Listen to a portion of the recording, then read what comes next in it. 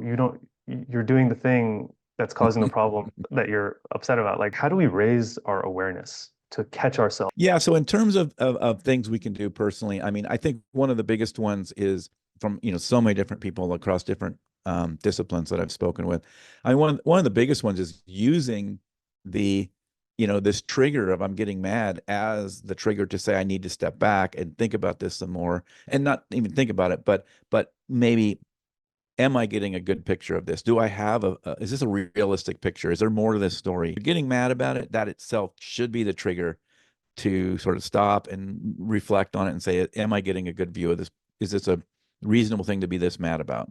And can I maybe research this a little more? And then, another thing is some of the basics, right? I mean, we get caught up sometimes, especially if we're sort of a type A person that wants solutions and we're really, working on things and you get told some of these more, I don't know, cliche type things like get a good night's sleep, some slow breathing, you get some exercise. Like, a lot of time if you're sort of a type A person, that's a bunch of woo woo, new age stuff. That's not going to work. Oh no, that stuff really, really, really matters. So those are a couple things you can do. But in terms of checking yourself, it's really hard, right? You have to kind of have somebody you trust that will help you check yourself because it's really hard to check yourself.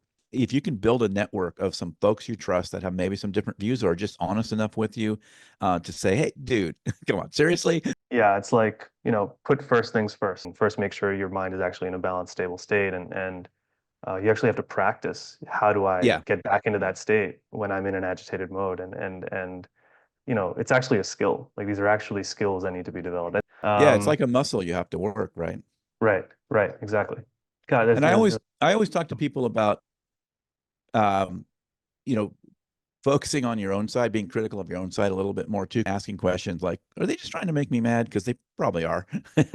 And maybe there's more of that story as well. And also like not taking some of this seriously, like understanding a little bit more civics doesn't hurt either, right? Like, we go out and we want a politician to make all these promises, right? We ask them, well, we're asking them to do something that they can't actually fulfill most of those promises in the way our government works, right? Learning a little bit more about your government will make you more realistic about what kind of expectations you have of your candidates and your politicians. Like we shouldn't have the expectation that one person can go in and solve all our problems.